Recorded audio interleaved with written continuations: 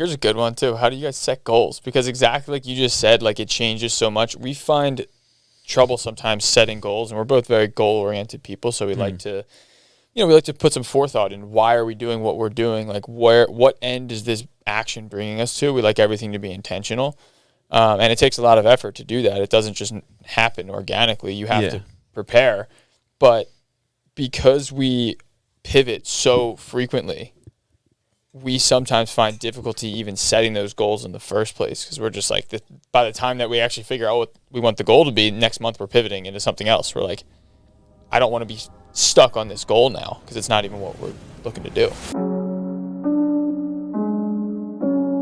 All right, before we get into this episode, we got Strolling for Service Dogs, April 23rd, 11 a.m. to 3 p.m. at the Garden of Reflection in Lower Makefield. We got a dog walk, puppy kissing booth, local vendors, Di Lorenzo's Pizza, games and activities, hosted by Alpha Bravo Canine. It's a charity that trains, donates service dogs to military veterans with combat-related injuries. If you've been listening to the past episodes, I'm not sorry. And if you're just now tuning in, we hope to see you out there. It's good cause, raising money for people in need. So, Oh yeah, get it in there. Go. Yeah, dude. Yeah, we fucking made it now. Doing ads. Fires me up. Yeah, so we got Andrew and Tyler, Axe Philly, back in the studio. We'll say the most reoccurring deadly duo. Right. On the podcast. Someday, I think that by the next episode, you'll be the most reoccurring guest. Okay. Am I looking at that one and those? This is yours. That's. Wow, you got to say something important. He's like, no, got it. You don't have to look at any of the cameras. It's just look into this. Just Curly blues. Want to, understand the full setup. Yeah. Yeah, that's y'all camera. In case there's like any hiding. Boop, boop. Can't see me. I mean, you got your hat on and everything. Just put your hood up.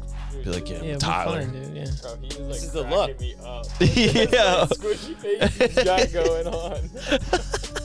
Dude, Are you okay? Are you on like mushrooms or something? Look at his head when I do. Mushrooms, I probably would text you. Look at, yeah, next time Andrew's having a bad day, let me know. I'll just send him a squishy face pic. Oh, he's like, keep it going, dude. So it's been a minute since you guys have been in here last. You have hired a media person. Yep. Yeah. Things are looking up. We have one hire, and it's a media chick. You've only hired one person since last time? Yeah. How are you guys? It's just us two still. Yeah. We need like a project manager, and we're like, fuck it, let's get someone to run the Instagram. That's how you do it. Well, I think it's kind of hard to like fill in that position. Yeah. We've tried to hire people to be project managers, specifically hired for that role. Mm-hmm. And it never, probably because of our own failures at human beings, it doesn't work out the way you want it to. Because like, here we go, dude. He's going to attack you soon. Dude, it's the Andrew Love. He's like, oh, here's another Andrew. Yeah. But yeah, what ends up happening is like you get somebody who has their way of doing things. Yeah. And if that's not in line with how you do things, then you got a huge problem on your hands. Dude, exactly because of that, we were debating on like, all right, so if we do hire this project manager person, should we go with someone that's like, been in the business for 20, 30 years, more experience, like knows more than us and can actually add value in that perspective? Or by this point, like we have a pretty solid operation, a really good list of subs, and that's always growing and shrinking, and we have, some systems set up for ourselves, but like, so maybe it would be better to just hire someone that's not experienced, but just extremely coachable that we could bring on and teach them and it's like we go back and forth on that. Definitely. I think it's hard to hire people with that amount of experience for companies our size. Right. Just because companies like, yeah, and they want to work for companies that have, company trucks, 401ks, paid vacations. They want to work on, the projects, or they want to work on like specific types of projects. And it's like, well, we do what makes money. Yeah. We need you to show up and do a good job at whatever's making us money. It's not always going to be the most for sure spot. Like we have like our competition that's not actually our competition is like Spire Homes, Polig. Like they're much bigger companies than us or established.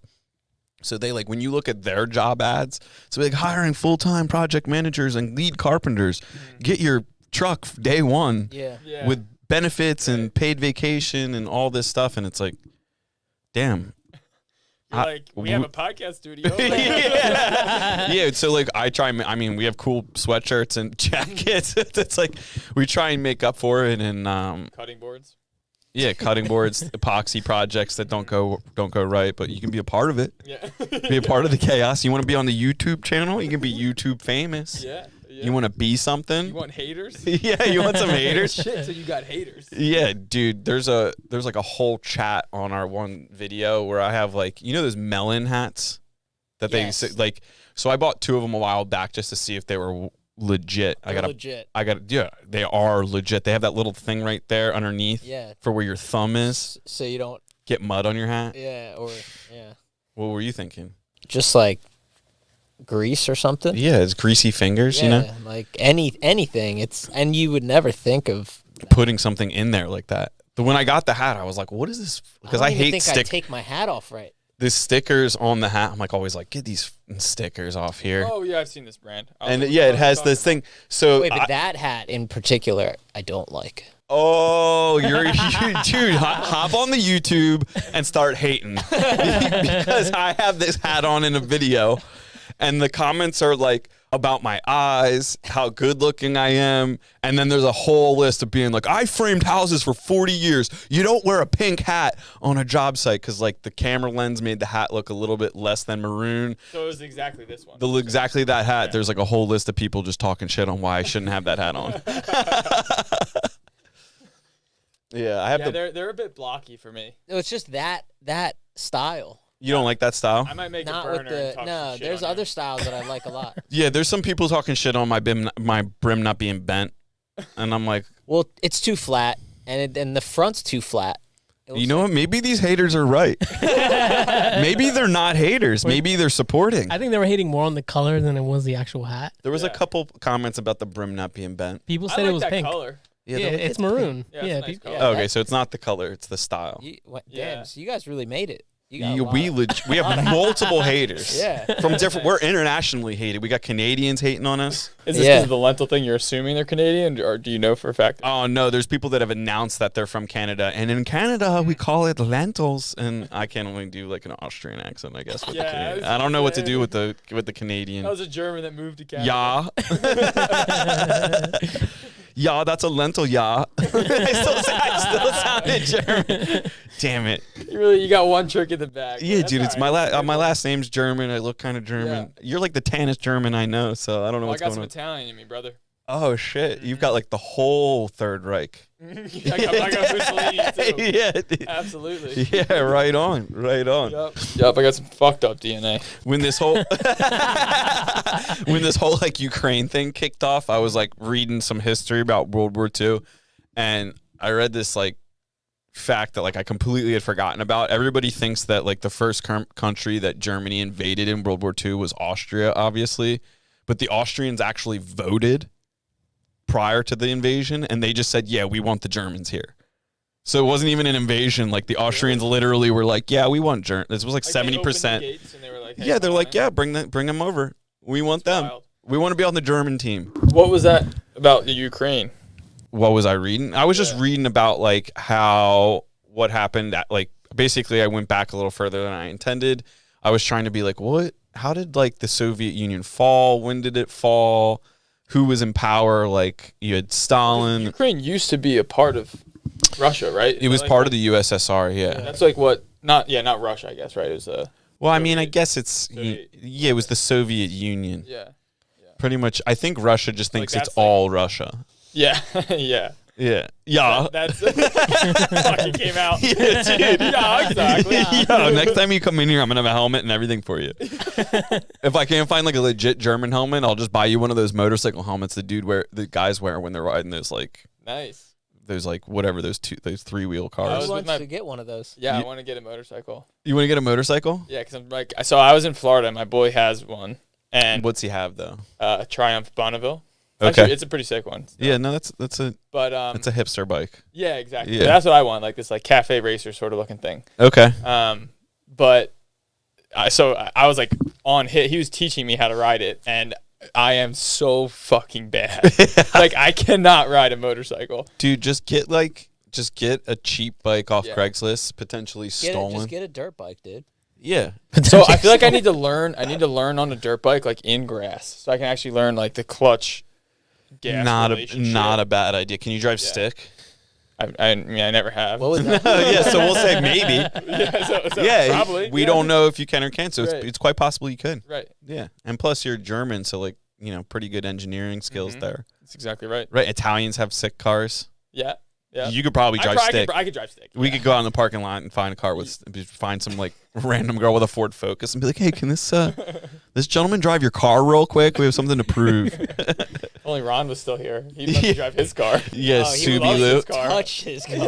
Yeah, he'd probably be like, don't even look at it. Yeah, he would say no. He'd be like, no way, Yeeks.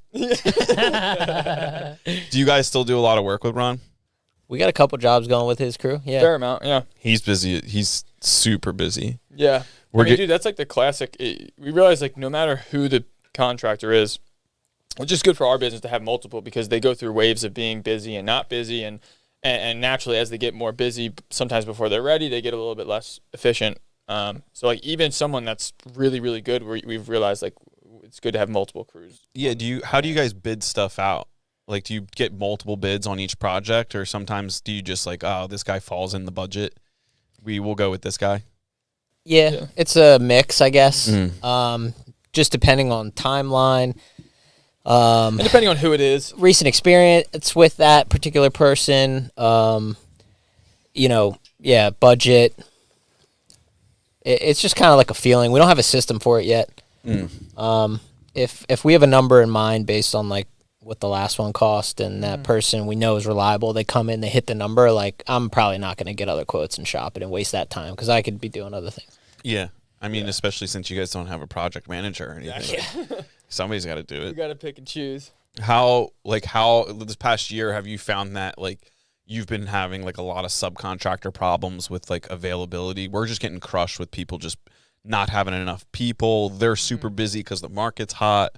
And they're like, oh, we don't have enough people. We can't get to you in time, so we have to like make new. We've been making a lot of new friends in the subcontracting grind, or at least trying. Yeah. Yeah. Right. It doesn't always go so well. It's a constant cycle, dude. Like adding people on, dropping people off to the roster, and like just when we think we have someone that's good, they take 5 months to do a foundation.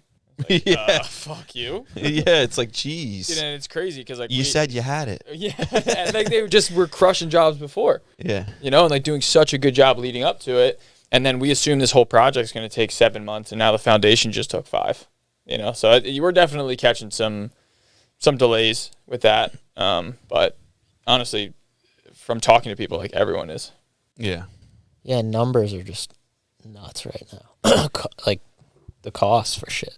Yeah, I mean the cost of wire. Like every time I talk to an electrician, like other than Ron, their first thing is like, yeah, I mean prices. Do you know what the cost of Romex is right now? It's like, Jesus, the wire. We all know the wire's expensive. 2x4s are expensive. Just give me your goddamn price. I don't need to hear about how it's going to be more than the last time. Or they'll bid stuff like some of our projects take probably similar for you guys. Like sometimes you get a hold of a project, and then through design and planning and permitting and everything like that, like you get the upfront prices, but by the time you actually get to executing, a lot of time has gone by. So when you get like that revised proposal, you're just not anywhere close to what you originally were at. Totally. Yeah. Yeah. I mean, we had like a really good example of that, and this is kind of an extreme example, but we had the facade in one of our buildings has to be fully done in steel. There's like a 13-foot cantilever, so the whole thing is steel. And we quoted it out when we were first, like just got our zoning approval through a variance. And then it just took forever to submit and get approved through the city. We had to submit like 3 or 4 different times. So it took like, 6, 7, 8 months, whatever it was. And then when we bid it out initially, it was like $13,000 for the facade. And then now it's $42,000. Same 13 guy, to 42. same contractor, or do you had to switch it I up? don't even remember if Kyle, do you remember? I mean, we didn't bid that one out. We have a GC on that. Okay. So I'm not sure exactly. So you hired like a different company to manage the whole project essentially? Yeah, we have like right now we're probably half and half on our jobs, right? Roughly. We have 3, right, with Kyle. Yeah. So you have I mean, I one think right company now- that'll GC like a few of your projects at a time. Yeah, it's just kind of how it happened this time. We had You're some still bigger stuff. managing stuff? Yeah, everything else. Yeah, the smaller stuff, the 1 and 2 unit stuff. Okay. And there's like 23 units or something right now. 12 are with Kyle. Nice. Yeah. So anything like larger than like what you can handle like physically, you get a guy with like a team that can have like he has like a punch out guy and things like that. Yeah, it's like a mix Carpenters. of bandwidth and experience. Okay. The 3 and 4 unit stuff at the time that we teamed up with Kyle, he knew like we didn't know anything about that. Like those jobs have certain intricacies and different requirements and stuff that he was familiar with that we weren't. Yeah. So Yeah, it's not like naturally an exact system that goes we a have lot with that. faster. Yeah, it's just like if there's like one too many variables. Like, oh, we're working on 5 jobs at once right now. That's more jobs than Ty's ever managed before. Plus, this is a 4 or 5 unit or whatever, and there's like structural work, and there's whatever. Like each of those things is sort of another variable for us, and we can kind of just feel when it's too many variables. We're like, okay, we need to outsource this. We'll pay a GC fee to have this one taken care of. So are you still doing a lot of like buy and hold projects where you're buying property and then renovating it and then leveraging that improved value to do more, or are you selling like a lot of this work? Oh, it's so I think like right now it's like we're basically out of the 23 or so we're working on, we're keeping like 2/3 of the units. But I think with projects, it's maybe 8 projects or 9 projects, and it's like 50-50. Has anybody come to you guys yet to like build them something specifically? We built one for Francis. Well, Ty built one for Francis. Yeah. Yeah, where he's living now. Mm-hmm. Oh, no way. Yeah. How'd that go? Pretty smoothly? It was a tricky job just because of the house. It's like I don't know how to explain it. It's like a weird house for Philly, and It's almost like a condo. It's like 12th and Fitzwater, but like this row of homes has a front and a back row. So like the front door to the house was in the back. Okay. If that makes sense. That kind of makes sense. So it was like a little alley. I kind of basically. know what street, like that area pretty well. So yeah, I think I know which houses you're talking about. Mm-hmm. yeah, and all the mechanicals, the way they built them, they were probably built like in the 70s or something. Like it wasn't like a 1920s house. But they're all like tucked in the corner, and we were supposed to do like a cosmetic like renovation, and it turned into a full gut. But Yeah, when you got to be classy. It was fine. Yeah, I mean, working with Francis was fine. The finishes he picked were pretty sweet, so it was fun to like bring it to life. I think Francis was good to work with, but just in general, like we just after that job we talked about it, and we're like, all right, if we ever do work for anyone else again like that, we're gonna charge probably triple what we charge. And we charge him a fair fee, it was a win for him, and like comparing to what we see in the market, what other guys charge for similar things, like it was in line, but for us, it just didn't feel worth it. No. We'd rather just like. I mean, dude, we made $15,000 on it, but it was the same amount of work that it would be to flip a house, and it's like our bottleneck right now is just bandwidth. Yeah. So this is that So you took have a up some full bandwidth. you have a full pipeline. Yeah. And you literally are just chipping away at like a pretty extensive list of stuff to do. Yeah. Yeah. Right. So then it's like, okay, so this job we made 15 on, but it was the same amount of work as a flip, which you make 3, 4, 5, 10 times that. Yeah. So just the opportunity cost is too high. So if we did it again, I mean, there's definitely intangibles, right? Like you don't have the risk of the deal not selling and you losing money. There's not really like carrying costs. There's definite benefits to it. Did you But guys do that we need because to you charge knew more. Francis, or Yeah. you kind of? Yeah, he asked us like more as like a favor. It's like, hey, I'm like Full Court doesn't want to do this anymore. They're doing bigger stuff. I talked to a couple other guys. Like, I can't really find someone that like wants to do this style of job. Would you guys mind doing this one for me? Like, just tell me what you would need to do it. And it was our first time doing something like that. So we're like, all right, we'll just charge you 15% on construction costs. Cost $100,000. So we ended up making 15 on it, which was fine. And it's like I said, it's like fair, Yeah. the competition. Is that how like people are charging for management down in the city? They're charging like a percentage of construction. Yeah, that's what we've seen. I mean, but right now I think most people are at like 18% from what I've seen. It's usually like 15 to 18%, like cost plus model, but then they just fix the fee. So like As a percentage instead of like our fee is fixed per month for the extent of your project, or it'll be capped on like certain, like if we say your house will take 12 months to build, we'll like say like, well, it's 12 months times X. If we don't do, it's not a percentage, it's like an amount of money. Yeah. I'm curious about this. Yeah. Yeah. You fix that fee though, right? Mm-hmm. So it's like, okay, we're assuming this is going to take 12 months, whether it takes 10 or 15, you're making the same amount. You're just basing your fee off 12 months. Yes and no. Sometimes it goes for the length of a project. Like we have a project that started probably 2 years ago, and it started out as like X, and then it turned into the whole fucking alphabet. And we're still there 2 years later. We'll probably be there for 2 more years. Like we just keep charging them a monthly fee to manage the whole project because it's gotten so out of hand. Interesting. And they know this. They know what we're going to want to add this. We want to do this. And it's like some of our clients are like we have like NDAs and things like that where we can't do any photography. Mm-hmm. We can't, You're just saying because the clients are they're asking just that? They're like either like higher net worth individuals or people that are in the public eye. That just don't want people knowing where they live, what's happening in their house. Yeah. They don't want any exposure. I mean, that makes sense. So stuff like, and not necessarily those types of projects, but like sometimes projects like are so undefinable that it's like open-ended. Mm-hmm. So we'll charge like the fixed amount in an open-end fashion. When it finishes, it finishes. And this is like, you're not working for other investors doing this. You're usually working for a homeowner. Yeah. Right. And like building them exactly what they want. They have full reign to customize whatever. Yeah. Is the money flowing through them and they just pay you your fee, or is all the money for the project everything flows through us? Yeah. Yeah. So like that project management fee is like our set project management fee. Everything else, it like has different conditions depending upon the project. And you get also the management fee monthly. That's pretty cool model. Yeah. I was curious, like how you set up your projects with the size of the team that you have. To be able to support predictably.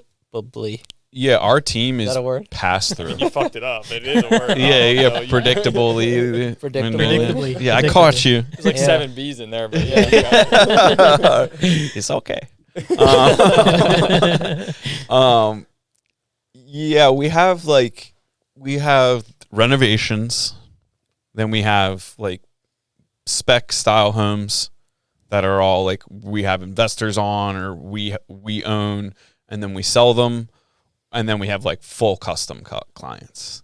And all of the models are very similar in the sense that like the project management fee is fixed.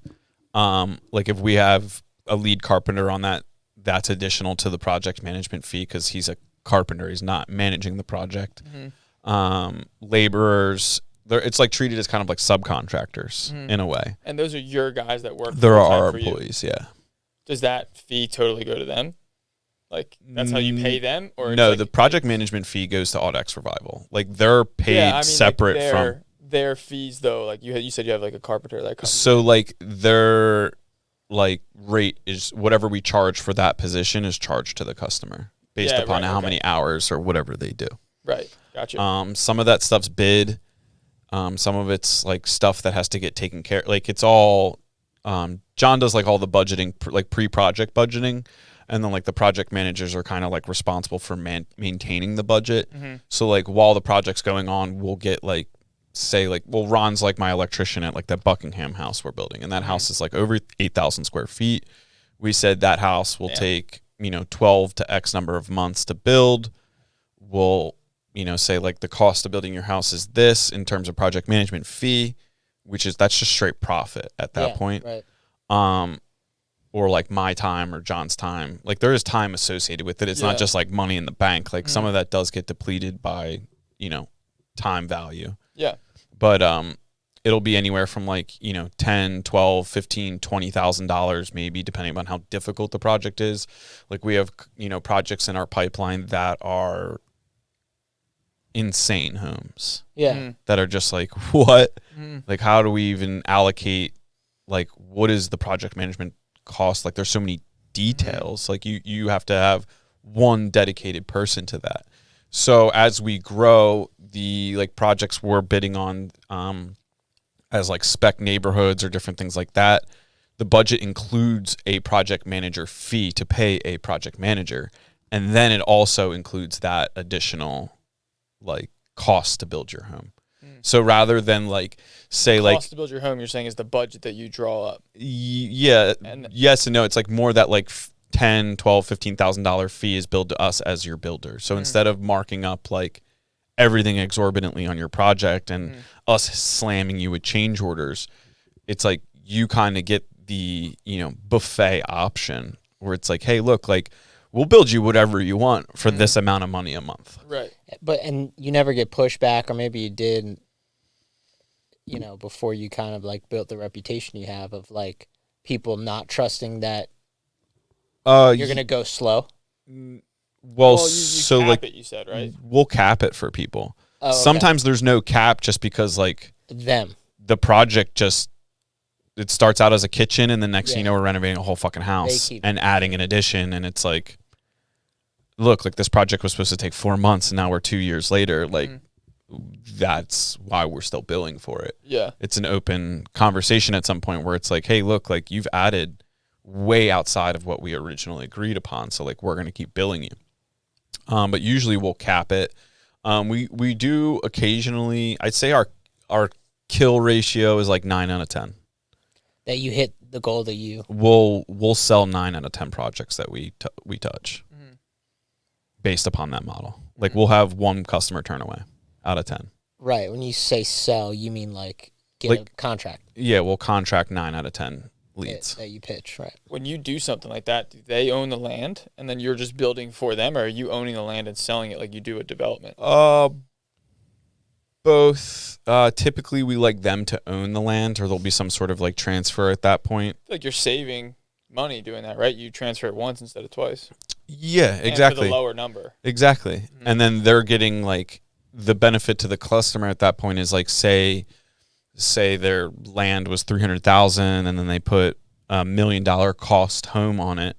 That's probably going to refi at $3 million.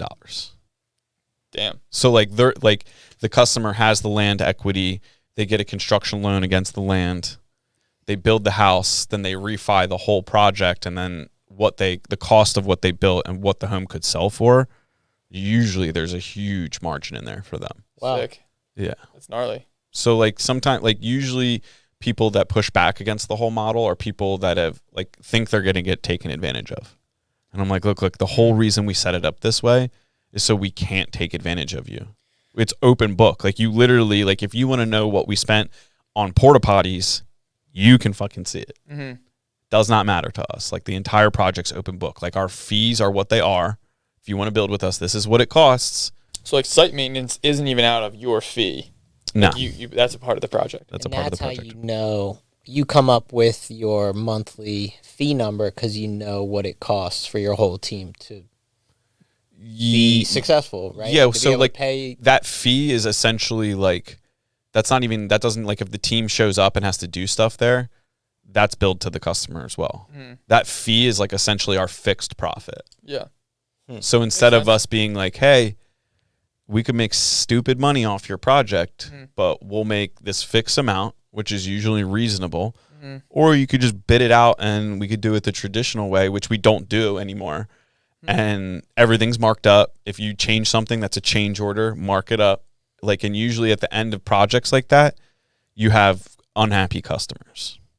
This way you like our profit, like whether or not you build $1 million house or a $2 million house in this whole scenario, our profit's the same. But you're still creating a budget for them. Yeah, we have to. Yeah, the whole budget's overages? meant to deal with overages. Yeah, like what if they pay it? Yeah. Got you. But you set that expectation up front. Yeah, that's all very clearly communicated to the customer. Yeah, it's a budget. It's a guess. So yeah, I mean, John is really fucking accurate when it comes to budgeting. he knows his shit. I mean, he's been doing it a long enough time that he's like, if he's off on things, it's not his fault. It's because It's something like in the world, condition. the market conditions changed. Like, you know, when he initially bid that house in Buckingham, it was like 2 years ago. Shitloads happened in the last 2 years. That's crazy. And now gas Dude, costs prices and up like fucking 50% on construction. yeah, there's things, and like that customer is also like what style house we thought we were building, and then what we ultimately built, like maybe, and I'm just like speculating, I don't know this to be true, but like maybe his income went up, or maybe he changed his mind, and maybe his style changed up a little bit. Maybe he started taking like, hey, like, you know, I initially wanted to do this type of like variable speed, you know, heat pump and solar panels, but now I want to do a geothermal system because I read about that. Like there's things like that that come into play where it's like, we want you to get the home you want. Right. Like we want to build you the ultimate you home. So we just fixed, you know, our profit at a certain degree, and then, you know, everything else is passed through. So these people that you're finding, it's like, is it normally like you're finding people who actually already own a piece of land and you're like, yo, we'll build this for you, here's our model? Or is it more so like you guys have a piece of land and then you're just looking to sell a custom home and then you find someone? Both. Yeah. Yeah, it's definitely both. Like, you know, John's Did it evolve from what mostly one into now both, or did you start out and it was always both? Yeah, so like when it first started out, like the goal for Audex was to acquire land, put houses on land, and sell houses. And then as we kind of got into like the custom home building world, it was like, well, that's kind of hard to build you a custom home if you're not involved in like the whole process. So as customers kind of like got involved in, you know, the whole process, like sometimes people will come to us and they'll like, we won't find them land if we don't have it. Like if you find out we have a piece of land or a lot and we're putting a house on it, and like the Clearview houses down in East Mount Airy, like we started those homes as spec houses, but as soon as we started putting the foundations in the ground, you know, 2 buyers came through. And then the one house was way further down the line than the other one. And those people were like, hey, can we change this? Can we change that? And we're like, no, the tile's already in the house. It's being installed in a few weeks. Like we're not going backwards. Or they wanted to put an in-law suite on the first floor, which would have never worked. Like we would have had to redesign all the plumbing, which would have affected the entire layout and design of the house. Like, no, we can't do that. It's just not feasible at this point in the project. Whereas the second home, the client came in just after the first one, but their house was like barely started. So they were able to like really custom design a lot of their house, which because that was like a spec project, like some of the billing and things like that was a little difficult to like transition into like what they wanted. We didn't really get like that project management fee type relationship out of that, but we built them a custom home. But sometimes, a lot of times rather, like customers will call us or leads will come in either, you know, referrals or through the website or Instagram or, you know, house, like however it comes in. And they'll be like, hey, we want to build in this area. Do you own anything? And it's like, nobody owns anything in Bucks County anymore. It's like, you know, what land is left is usually, you know, people like John will go and make friends with farmers or different people that own a bunch of land and then be like, will you sell me this corner? Because I got a client already. But usually how that goes is like, they'll come to us, we'll introduce them to a realtor, say this is what they're looking for. And at that point, you know, we'll try, depending on who the customer is, we'll try and push them kind of like one of two ways. Like either your realtor has to find you land, and once they do, you can buy it and then contract us to build your home, hire the like handle the whole process for you. Or we'll try and push them into a renovation. So it's be like, hey, you want to be in Council Rock School District? Good luck finding land in that. Like everything's pretty much built. So we'll be like, hey, like if you want to be in a neighborhood and you want a brand new house, like buy a renovation. You already have utilities to it. It's on township water a lot of the times. Like everything's already there, and we'll renovate it before you move in.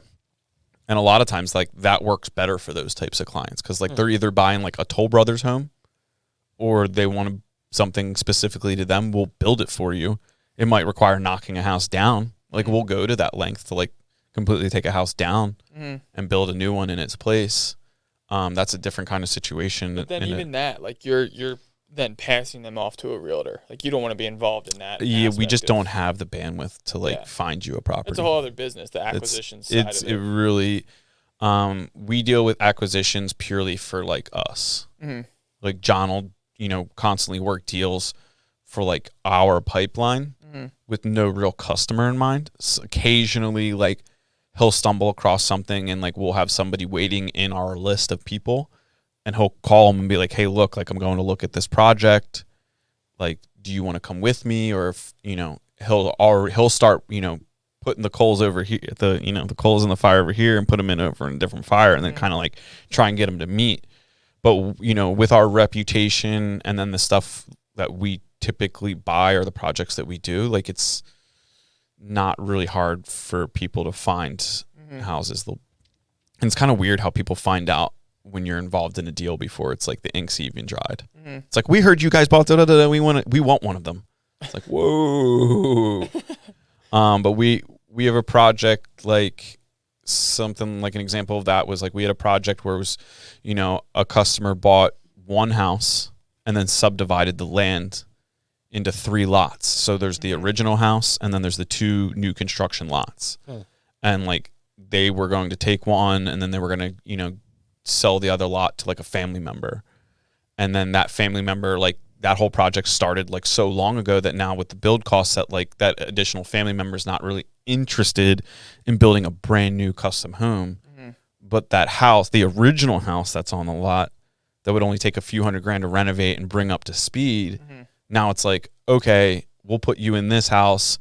The original buyer will get this main new construction home. And then like all of a sudden somebody calls on the phone. They're like, "Hey, we heard you guys have these 2 lots on this road. Can we get one of those?" And it just so happens that like that one came up. Someone just backed out. So it's like constant, like it's a constant roller coaster. It's like you think you have something going and then you don't. And then it's like, "Oh, wait a minute, it's back on." And then it's like, okay.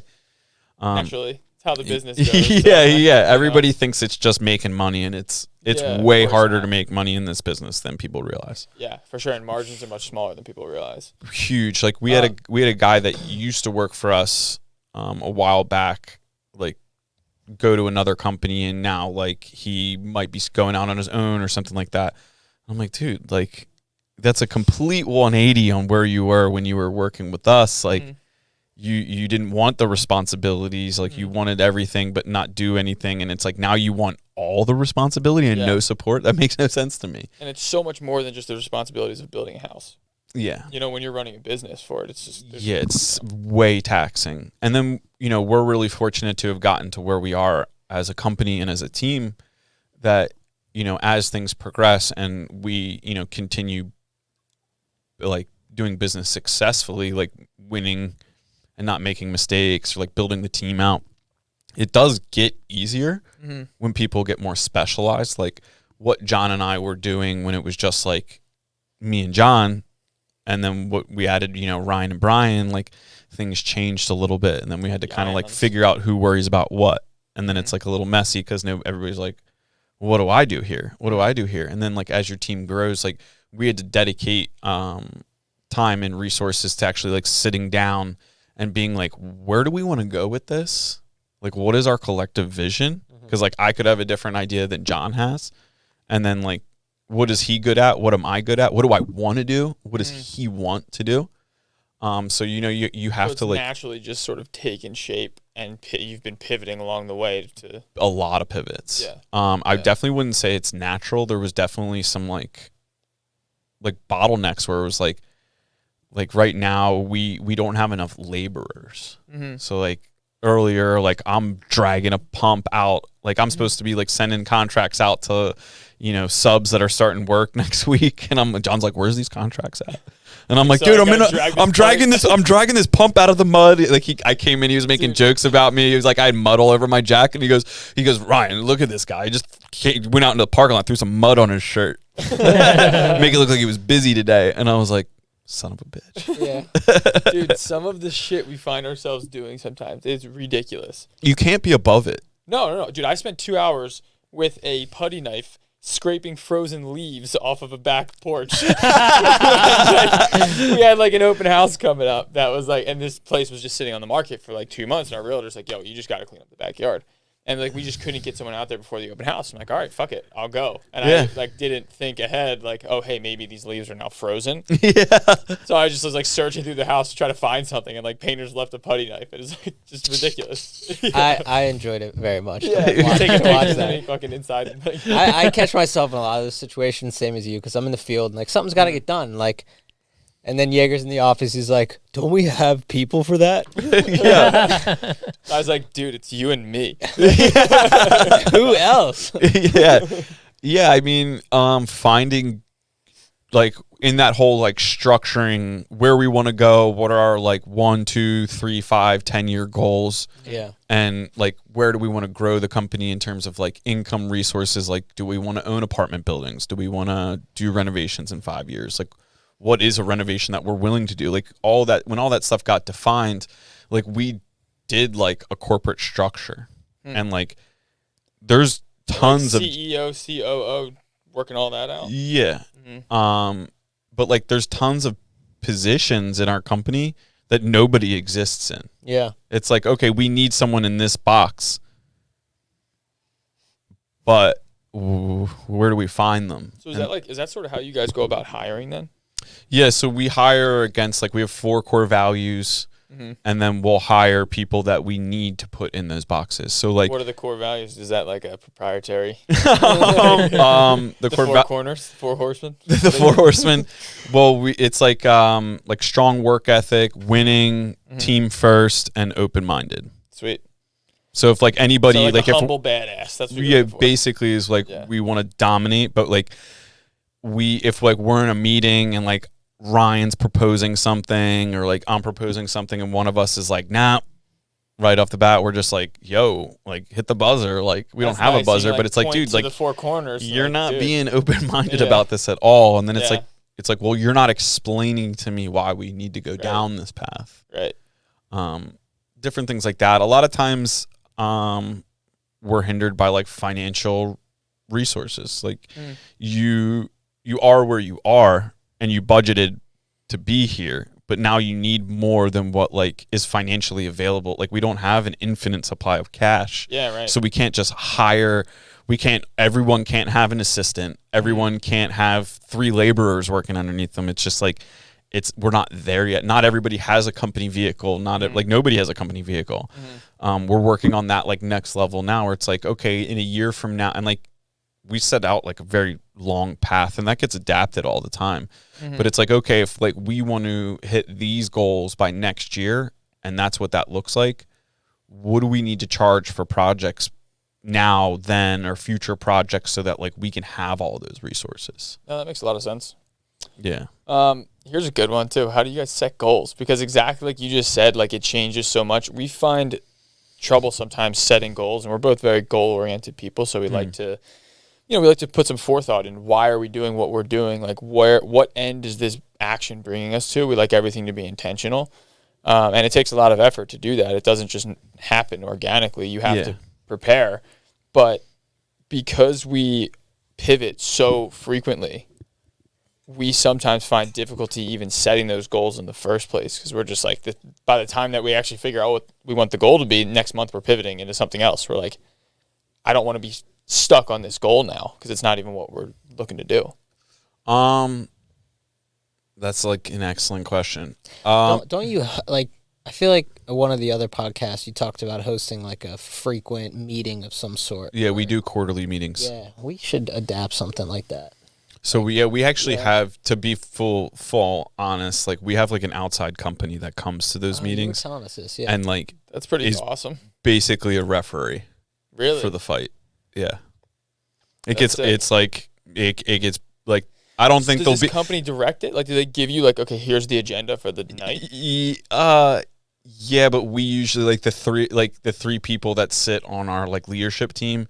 It's usually such a brutal meeting that we like completely fuck their plan. They're like, all right, today we're gonna accomplish these things, and like 15 minutes later, it's like there's a fight. Yeah, and you have to get through all those conversations. Like, the biggest obstacle and the reason we did that was like we all have very strong personalities, strong beliefs, like strong goals, and they might be different, but like we all have like the end goal. All of our end goal is the same. So like how we get there might be different. Like the end goal and the values need to be the same for partnership. Like Exactly. that's what I've realized. Exactly. You need to want the same sort of life, and you need to have the same values as the other person. But there's a lot of other nuanced details in the middle that can be totally just butting heads. Yeah, like pre-Gilmar, we had, shout out Gilmar, he's off camera here. PG, pre Gilmar was Dark doing like times. a lot of like, yeah.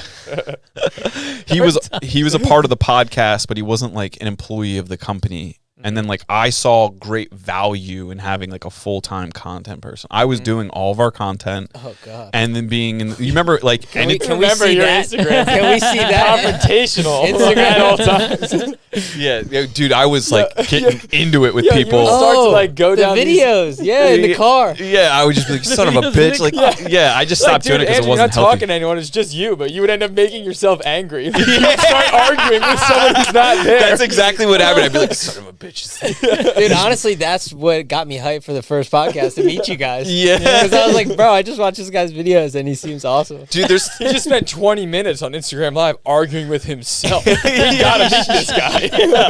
it's funny because like I thought like that it wasn't like sometimes it wasn't healthy for me to be doing that because I get myself so fired up.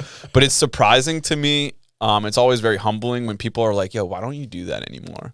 And I'm like, honestly, I don't have the bandwidth. I'm usually like, my phone is nonstop ringing off the hook now. It just got to a point where I was just like, it was just like usually aggressive, passive aggressive. I'd be firing shots off at people.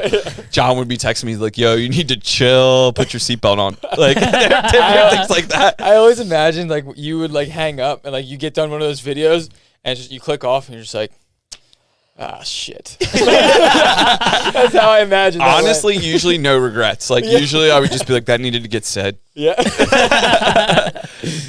Every now and then I would go too far with it and like piss somebody off. I blocked a ton of people. Like people would that's what message you me gotta and be do. like this. I'd be like, all right, cool, blocked. I don't care what you have to say. Now you got YouTube to do that. Yeah, exactly. And then Yeah. we have the podcast, so I was like, I agreed to stop doing the rants. If I was like, John's like slowly trying to push you off camera. yeah, it's kind of what happened. It's like first he pushed you off the Instagram, then he's like, yo, you gotta take the podcast to the back room. yeah, he's like, hey, you want a new studio? And why are you taking it into that back office? We don't want you out here anymore. Yo, how difficult is all this to set up? That was a good transition. Yeah, Yeah, you we're like that? Yeah, just straight up don't answer any of your questions. Thanks for getting me out of it. I was like, we're still building our office. yeah. It'll be done. How's your podcast going? We've recorded 8 episodes. Have you published all 8? Nope. Yeah, because I was Honestly, like, we're they're lacking a Gilmar. Like we Yeah. need like I can't spend the time to edit it, and like first of all I don't know how to do it, so I have to spend the time to learn, and I have to spend the time to edit, and then it's just like it's too much. So Your biggest obstacle was like you went video and audio right off the bat, which I did too. Yeah. But like that, a lot of times people will just do audio podcasts, yeah, for and sure. then it's way easier I have to a do. mic set up. It's like a USB mic in my apartment. So like honestly, sometimes like I'll just like fuck around, turn it on, and just like see what comes out, and I'm like enjoying myself doing that. Yeah. And even these things that we haven't published, I'm really enjoying it a lot. So if nothing comes from it besides, just doing it, Yeah. I'm good with that. Same. And That's then- what I tell people that all the time. They're like, well, why do you do that? Like, if it's not monetized, yes. And I'm like, well, we've kind of made money off the podcast by like different people we've met or different things like that. And but it's honestly just getting people in here and like meeting people. And then if Totally. you're a complete stranger when you come in here, usually we're friends when you leave. Yeah. And then like if you're That's how we met. out in the world enough that like you're doing a podcast with me, chances are like our friendship, like somehow I'm gonna benefit from that, or you're gonna like there's I'm making friends with you, Yeah. and I also just personally enjoy it. yeah, Like I get a lot out of it, honestly. I get clarity in my ideas when I can talk them out with other intelligent people. that's kind of like what my old Instagram stories used to be. Like it really wasn't Just like get it out. it wasn't anything other than me just yelling at myself or just yelling at somebody. Dude. Like It's a useful thing to do. yeah, You know?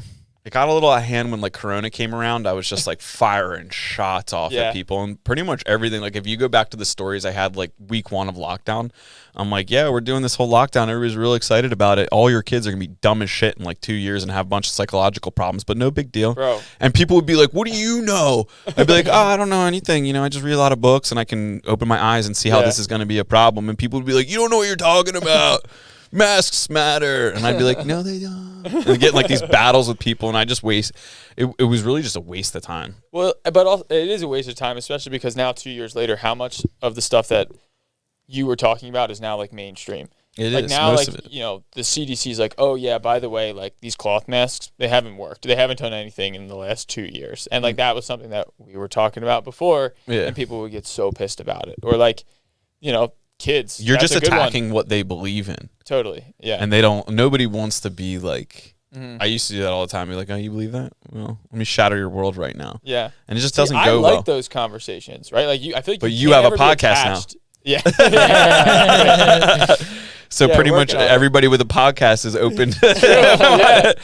True. Yeah, I wonder what comes first, the open-mindedness or the podcast? Chicken or the egg? Probably the podcast. I was going to say the open-mindedness. Yeah. Really? Yeah, me too. I was going to say that was the open-mindedness is the impetus to want to have the conversations. Maybe I was more open-minded than I thought. Like I honestly just wanted to like meet. We started ours like a little bit before the coronavirus, I think, or maybe in the coronavirus, like at the beginning of it. And it was just like we were able to get people to come hang out with us when everybody wasn't hanging out. Yeah. And Just that in everybody and of was like, itself. how are you networking right now? I'd be like, I started a podcast. I'd be like, what? Dude, it's a great way to network too. You put your phone down, you put on the headphones, and it's like you get sucked into this different world, this podcasting world. And for, 1 hour, 2 hours, 3 hours, whatever, the sole purpose of your time is to have a conversation with someone else, which is a fucking beautiful thing. And how a many rarity. Nobody's having conversations. That was like my ultimate goal and idea. Like my motivation for the podcast was nobody has conversations anymore. Yeah. And I want to I don't want to always just go get coffee with some random. If I just like hit up you guys on Instagram and was like, yo, you guys want to get coffee and have a conversation? You'd be like, this fucking guy might kidnap us. Especially you. Bro, we're fucked. I would say no. He would say yes. I like the coffee meetings, but I get what you're saying. I agree. This is like a cool setting to like actually get to know someone.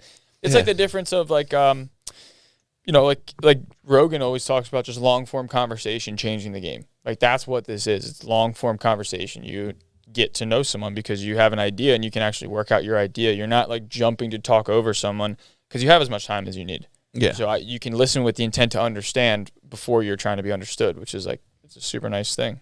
Yeah, and I usually pick people that like I just want to meet. Yeah, right. And I'm just like, hey, I'm kind of a big deal. I got 55 subscribers. You want to come hang? You want to come hang out? I have haters now. Yeah, dude, we got haters. Yeah, dude, we got the liquor bar set up. We got you guys have significantly more ammo now than you had previously. Yeah, I mean, no more bullets left in them, but Yeah, we still got the grenades. That's scarier. Empty the clips. Huh? He always blah blah. Yeah, exactly. That's what we do. Wait, what else did I want? Oh, so this whole like setup thing, like, if you guys remember, we were talking about it before, and you were like, oh, maybe we could do something within your like media brand. Yeah, we probably still could. Yeah, We're just not selling, like we're not actively selling through that brand. Like we're not going around like soliciting business. like, hey, we want to like partner with you on your podcast. You're Yeah, not but if really doing that. But if somebody came through and they were like, Yeah. like if we got sponsored ads on here, that would go through the media business. You could be the guinea pig. Yeah, I mean, if like somebody else wanted to set up their podcast, like we could, probably manage that virtually, where it's like you guys film it get and just then raw footage, and then you audio and footage. edit raw footage, I guess. Yeah, depending. Like Gilmar would probably have to be included in that whole. Yeah. Well, yeah, I figuring mean, out. we've already helped someone set up their podcast. I don't know if they started it yet, but Audio Yeah. and video, though, right? Yeah, that's what we were talking about. I mean, so we're just gonna set up the whole. Our office is gonna be 2 stories, so the top floor is gonna be just a podcast studio. oh, that's sick. We're gonna set up like a conference room, so like we can do our closings and shit there, and have like conference table for meetings. So like like a big like TV on the wall, like conference table, and then just a bunch of seats. But then we're gonna just like hardwire in a bunch of mics, I think, and have camera set up, and so you can just flip a switch and it's a studio. Yeah, I think if you had the one controller, like that Rodecaster Pro thing, you would probably want to get that. We Because actually have the whole setup at like my buddy's office. Like we just set up a corner in his spot. But we'll probably just do a second one. How many cameras? Just one? Yeah. Yeah. Then it'd be pretty easy to do. Yeah, it's a good way to go. It For gets ours, we might do two. It gets way more complicated when you have more than one camera. Because switching, like, what is it? Like when someone's talking. He's live editing it as we're going. Like, so like instead of going back and like being like, all right, I need to cut this, and like we'll go to camera 2, I'll cut out camera 1, go to camera, like you have to physically do that. You'd have Whereas to watch Gilmar's like, as like say Tyler starts talking, Gilmar clicks to his camera, and then that's what's recorded. The other cameras are probably still recorded, but that's like what's going to the track. Right. So there's like he doesn't have to go back and clip it. What's getting clipped is like the intro, the outro, like any sort of like media that's created for like Instagram or TikTok gets clipped. Like that's where the work is. Gotcha. Wrong? Am I wrong? No, yeah. I mean, everything's. I designed this to where everything's pretty much streamlined. Yeah. Because you need to be optimal when you work. So just have so much shit going on. I figured if we had a camera switcher and this and that, I can just hook it all up and it just records one file. The audio's synced up. All the cameras are switched whenever I switch it. So really all I need to do, like you said, intro, outro, maybe some graphics and color correct, and that's about it.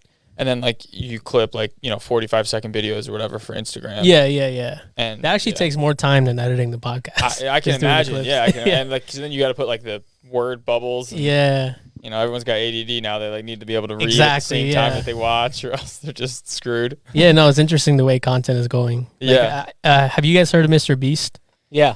Yeah, Mr. Beast has it locked down. Yeah. Did you guys see the Rogan episode? No, that's what I was just gonna say. Dude, it's so fucking good. Yeah, really? Just that kind of confirmed what we were doing. Yeah, and to me also the way content is moving and the way our attention spans are moving, where everything needs to be quick as fuck. And if you're not hooking someone right away, they're just gonna dude, turn these away. TikTok videos are like, I mean, even like the video that we just watched before, like the last time that we were in here, where like I lost my phone. It is like it just like jumps like. So there's always words happening. You know what I mean? Do you go to our Instagram? Go to the one where they're talking about fighting an animal. Oh yeah, that one's fucking funny. Like Gilmar from like that first clip of like you guys, like those clips were good, but Gilmar's gotten to like another level with this. In their environment, you can either shrink down to their size or they grow to your size. What animal is it? You have to fight them. I think John has the only correct answer. We argued about this for a while. I think John has the answer. There is the right answer in my mind. I'm fighting a giraffe. So either it goes to either my size is a giraffe. A giraffe my size. Because then his body's like here and his neck's mad tall. So I'm just fucking lighting him up. Because you figure, bro, if the giraffe shrinks down to my size, that his head's here, his neck's here, his body's mad small. So like we have a ton of cameras set up in that video. Yeah, straight up. You just punt that thing across the I can't think of fucking. anything better than giraffe. Like we've gone through like a bird, horrifying. A bird my size, horrifying. Yeah, but Think of like a worm your size. that came up too. Somebody said that they one. made a movie about it. It's called Tremors. That movie was horrifying. Oh yeah. So like we have more cameras, and that was Dude, it really is like super engaging though. And then, it's like, always switching. we had wireless mics in that episode. We had the main microphones. Like we didn't have enough microphones, so like we used the Rode mics that we have for like out in the field. Like a lavalier thing. Yeah, and that's Is connected that like in the wirelessly? Like it's a thing here, and then it just like They're shoots the dope. audio over through the interwaves. Yeah, it's Bluetooth. Bluetooth, yeah. Yeah, it plugs into the top of the That's what I camera or meant. into the controller. Yeah. Yeah. So like we've definitely That's invested wild. a few bucks into this Yeah. whole operation. Yeah, Honestly, so- we're just throwing ours into the construction costs for the building, and I think it should be a pretty good deal if we get the valuation we're expecting. So we're kind of just like, screw it. Let's actually do it. Oh, that's sick. You know? Well, yeah, with like like anything worth doing is worth doing all the way. In my opinion. I mean, it's that philosophy has also cost me and a couple of times. But like I was like, if we're gonna do this podcast, like it has to be consistent every week. Like it has to look a certain way. It has to be worth watching. Yeah, I agree. But that's why I said I don't want to edit it, because I look at the time that I have right now, and I just know if I try to do it, it's not going to come out good. Yeah, and that's like going back to your original question, which I don't even remember what it was, but like How do you set goals? How do you? Oh, wow. It's like a real round of that. I'm Wow. waiting for you to answer. I'm like, I'm gonna And clip we're this back. shit. So like, Yeah, right. so like when I got This is introduced, why your job's hard. You got to clip out 20 minutes. we don't clip shit That'll be here. all right. When I got introduced to Gilmar, it was kind of like my girlfriend or my wife and his girlfriend were friends.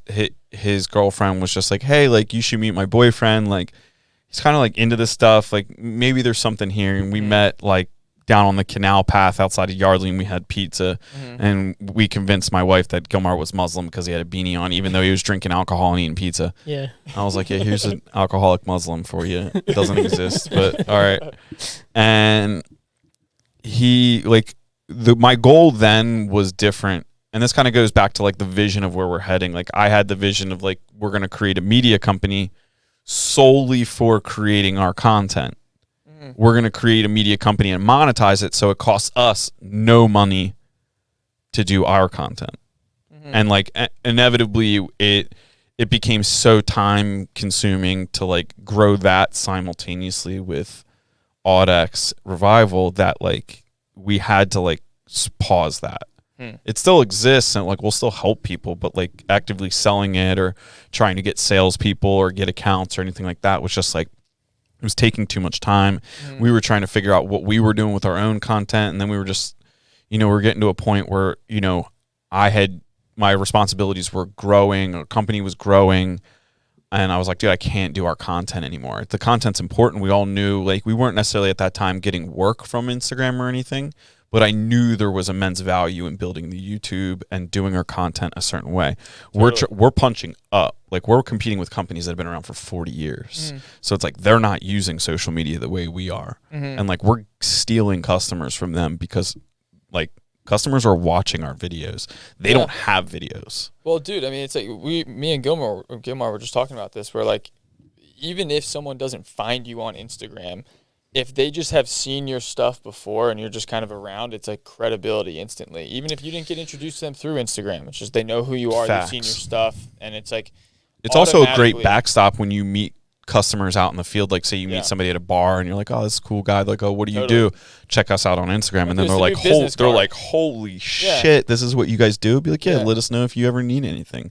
And then they're watching, or they're like, so it's even if you're not direct selling, which like occasionally we do get a lead from the content, it's really just like a confirmation you should be doing business with us. Because like we're showing the behind the scenes, we're educating our customers, we're doing the how to or the technical videos, like all that stuff's building. And then like I always firmly believed, and like John sees the value in it, but it's not his priority, which is totally fair.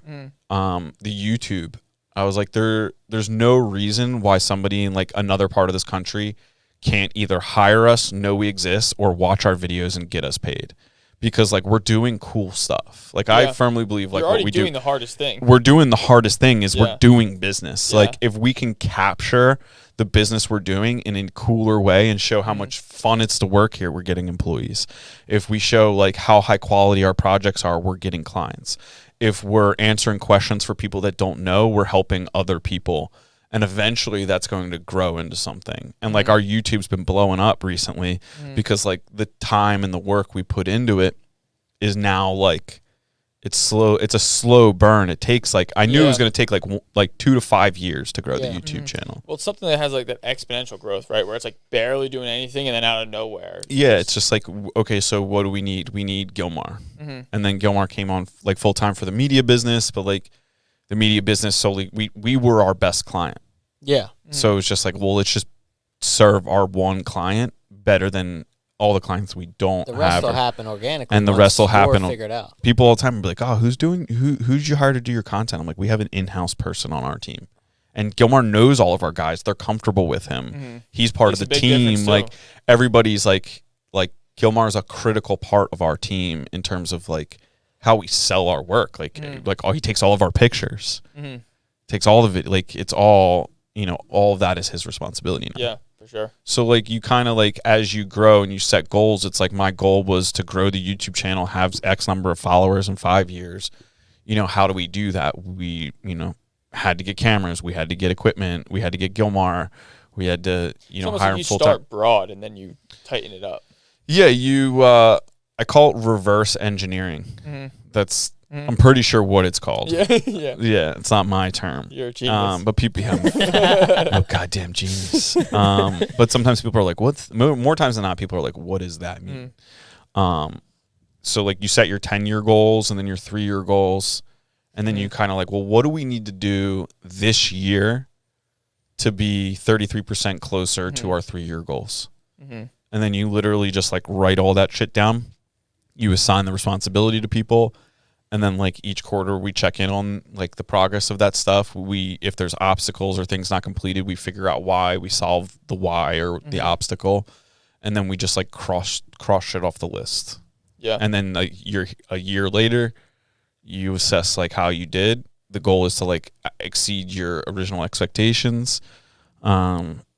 And then like, that drives everything. Like we're looking at new shops now to like take the office and all the storage we have and then one shop we have in Ottsville and like bring it to a centralized location, but like have the all woodworking thing. Yeah. Oh, like nice. we're going to do more of like construction shop so we can like have everything we need before we need it rather than being like, oh, well, we got to wait 2 more weeks for the windows. But like this, like if we need to buy them ahead of time and keep them there, we'll keep them there. It's not ideal, but like the way this market is and like the lag time, like that one sick house that I was showing you out there, like the windows they wanted to use on that house have a 52-week lead time. Holy shit. I was just about to be like, yeah, we just had a 16-week lead time. Yeah. And I thought that was insane. Like our cabinets right now, 52 weeks? the main cabinet company we use is like a 20-week lead time. So it's just like, what the hell's going on? It's trucking, honestly. Yeah. Well, like there's low labor shortage in and of itself, but there's literally not enough people to drive the trucks to like get stuff places. And higher quality stuff takes. And high quality stuff takes time. Actually, like but 52 weeks cabinet. to me just But feels like, fuck you. I'll start in that's 6 months and insane. then, we'll Yeah, get so like this. we won't start renovations unless everything's ready. Yeah. Like we won't renovate your Well, house dude, what are you unless supposed to do? You rough it in and then like, you just wait. No. yeah, like it's just raining in there for, Yeah. for that. 6 months. So there's critical things in our projects now that like we know we have to get banged out right away. What, like all the exterior stuff for the most part? No, Roof, like windows? so like the Buckingham house, we sat down at the cabinet shop for the first initial like design meeting and like the house wasn't even done being framed yet. Right, the roof wasn't even on the house yet. And Whereas in the picking past, finishes then. yeah, we're picking, Picking everything appliances is picked by then. Like we got lucky on that Definitely house. be better at that. Yeah, that we were That's lucky a on. spec house. You're not custom. No, building? that's a custom home. Oh, for someone. Yeah. Yeah, I mean, right now appliances, dude. You could go to order appliances and they could be like, oh, it'll be 6 months. Well, with that Buckingham Keep house, all the appliances went pretty smoothly. There was one wine refrigerator that Thermador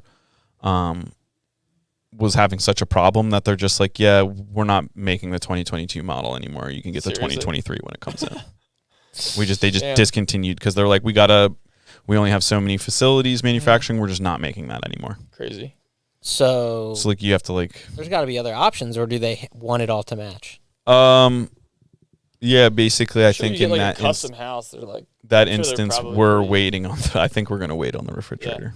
yo, what are these? This is gonna be such an annoying question. You're gonna hate it. Hit me. What do these things cost like per square foot to build these like custom spots? Oh, Like geez. 6,000. All right, You're like an annoying lead that just came through on the phone. Like, what's Yeah. your typical house? 100%. It's like there is no I know. typical. All right. So I'm giving you a scenario. So like house in Bumblefuck, you gotta do the road to the house, and it's 6,000 square feet, custom. You got the sauna, the custom everything. Custom Oh, you cabinets. could definitely be like in the high 3s to 4s, if not more.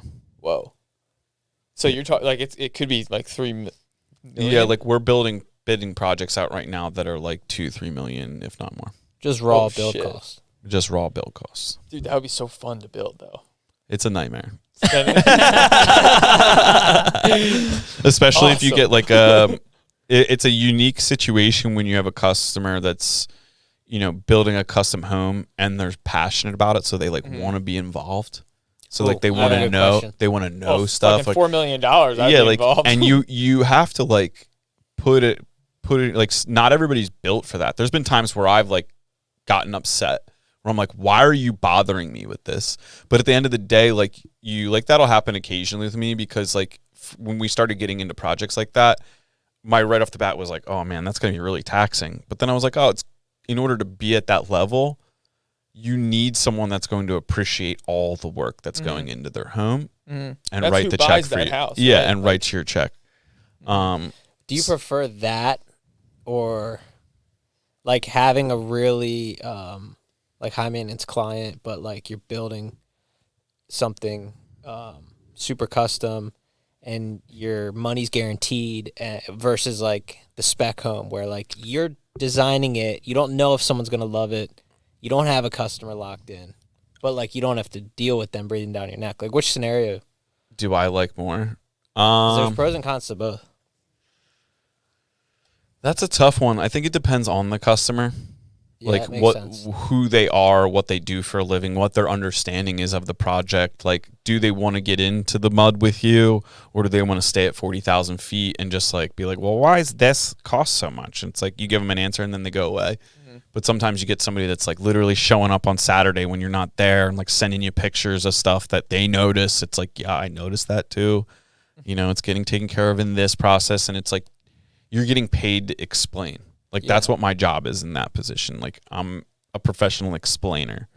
Like, I got to make you come to my level. And that's been a huge growth, like, place for me. Like, I wasn't always good at that. Like, I kind of wanted you to just shut up, sit in the back seat, and enjoy the ride. Like, Massive amounts of, very like, patient. yeah, there's times where, like, I start getting frustrated. I'm like, look, this is their fucking house. Yeah, right. I'm giving them, my purpose is to make this happen for them. Yeah. But I do believe that like my style and how I would build a house without a customer would blow people away. Yeah. Like the selections and different things. Like I would push the envelope. Like I would pick things that like people would be like, I'm not going to pick that, but I have the vision for it. So when it's all comes together and people are like, whoa.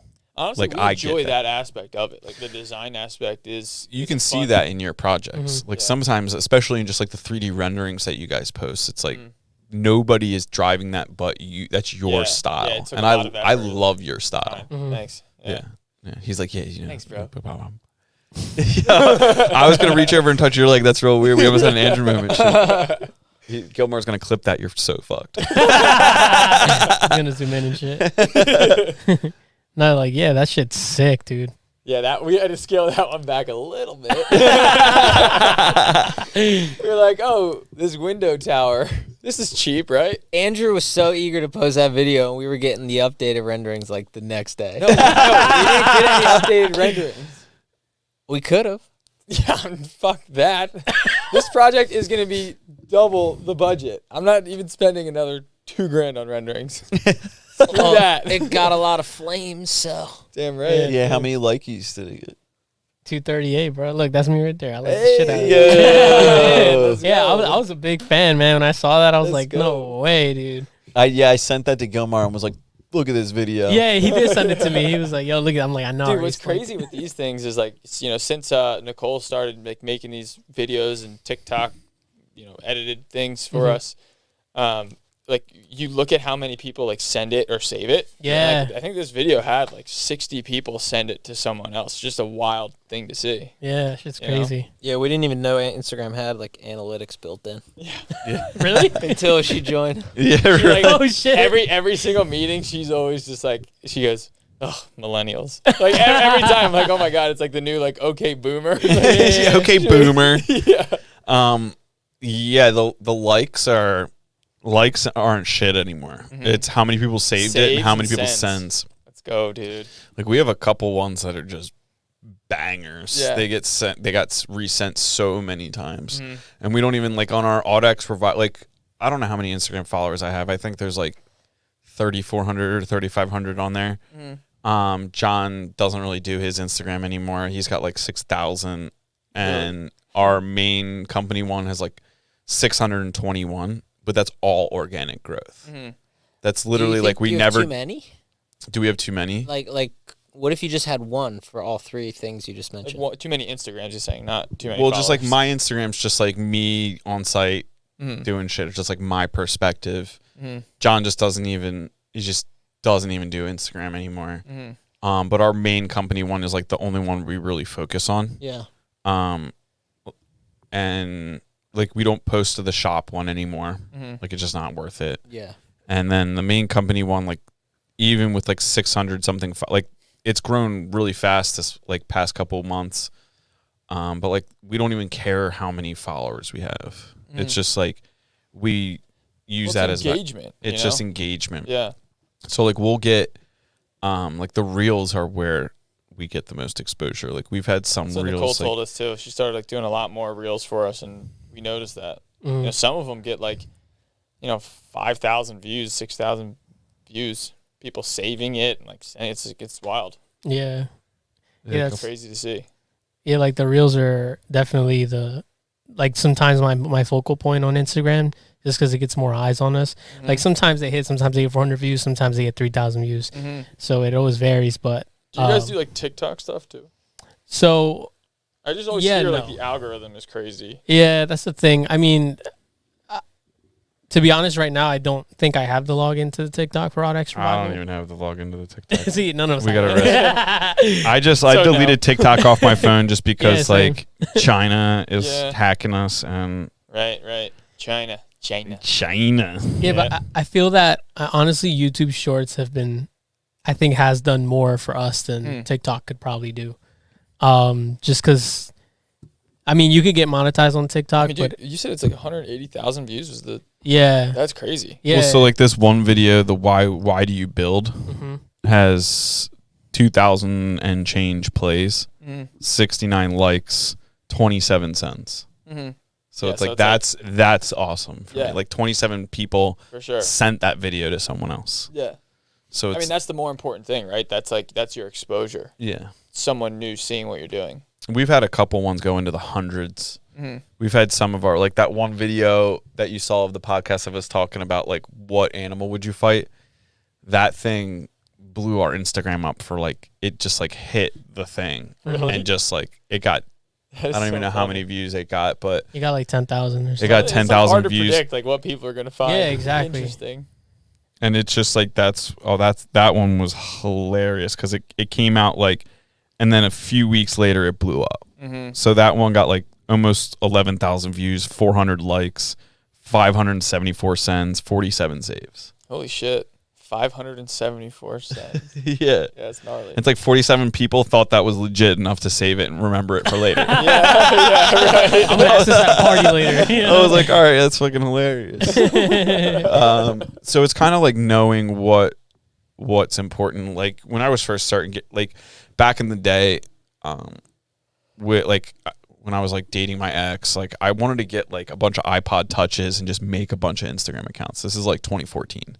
And I'm like, dude, this is gonna pop. And everybody talks shit on it. They're like, that's a dumb idea. Like I had like just dumb accounts like posting things. And I was like, oh, yeah, I guess it's dumb. And now there's like, if I'd stuck with it, there'd be accounts that I have that have like 1 million followers just by posting like pictures of guns with girls and guns, like different just dumb cheesy shit. Every single niche thing you could ever think of. Yeah.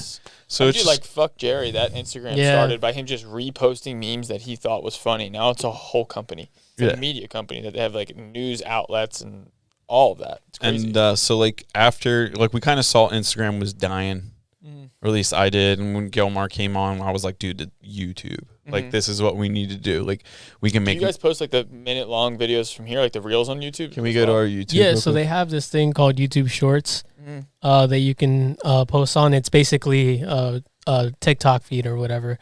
And that also generates a lot of views. A lot of people tend to just scroll through the shorts when they're on YouTube. So that has been doing pretty well for us. Like anything with that little S thing. Oh, dude. Oh, look at that hat. Yeah, look how pink that shit is. Oh my god. Yeah, so this is one that has like 184K, and then a lot of people are talking about his hat and shit. Bro, that hat is pink as fuck. Yeah. I think I color corrected it kind of weird for it to look pink, but whatever. But like the one you posted 8 days ago has 13,000 views. Yeah, so I kind of so it grew over time because if you look at like the original ones we did, it's like 311, 137, 250, and then it started growing like 800, 184,000, 4,500, and like it's really starting to it's accumulate, especially now that we have almost the 1,000. 184,000 one is the. I wonder if like the people talking shit on the hat actually made that blow up more. That's why I was like, I mean? dude, like, yeah, you should wear that hat more. Honestly, that hat looks like someone that was like used to love like Insane Clown Posse would like wear that hat. What? Why? Like you look like you got your first tattoo at 13 and you gave it to yourself. Well, like an Indian tattoo, or like you got a buddy to hit you with a pen? Yeah, like no, like you do Stick it and poke. yourself in your friend's basement, like while his mom's passed out because she drank too much. Where do you think I grew up? That sounds way too real. Though. Yeah, the trailer park I grew up in. Yes, yes, no, exactly. So with this, I kind of figured out. I mean, there kind of is a science to posting shit and making it go viral. Like that, I started capitalizing certain words so they would catch your attention, and I realized that adding emojis for some reason more people want to watch that. And I don't know why, but it works. Like I mean, dude, like studs, that's like a catchy like. No, yeah, that's true. So like one of the first comments on that, before it started blowing up, was you're confusing all the gays out here with this comment or with this title. He's like, I showed up for studs, and I literally was like, did you see what this person posted? Like, should we take this down? And Gummer's like, nah. I was like, no, that's perfect. That's your what jack you want. studs are the ones that are cut a little comments. short. It's kind of like a deck of cards.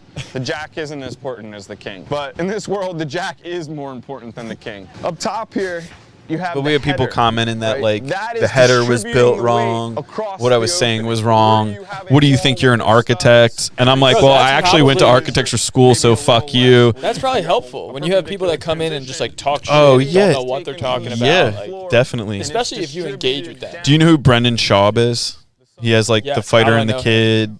Oh yeah, podcast King and the Sting. Always on his shit. Yeah, oh yes, right. He's like the podcast king now. Yeah. One of the initially when I started listening to him, he was like, he doesn't really view the comments or whatever anyway, but he was like, honestly, talk the shit, hate me. I don't care. I get paid more when you do. Yeah. He's like, the more negative comments, the more I move up, the more view. Like, go for it. Send that hate. So like when I like after I got off the initial blow of people talking shit on me, I was like, honestly, these people's comments are helping our engagement. So like, and then I was like, and then Gilmore was like, dude, yeah, who do you think's leaving comments like this? Like, what do you think they look like? These people's lives are probably terrible. Yeah, it's just people that think they know shit, but they don't know shit. Well, dude, and it's also just people that are hiding behind like Yeah. YouTube accounts. Like who, you know, Who is Morgana? I don't know, but she called you a stud. Yeah. That's not a hater, bro. What kind of or this girl? Yo, view crying is okay. Like, read all the replies to this one. How you doing? Yeah, I'm not logged in. I would like that shit. That hat, my man, just reminds me of what my girlfriend husband wears.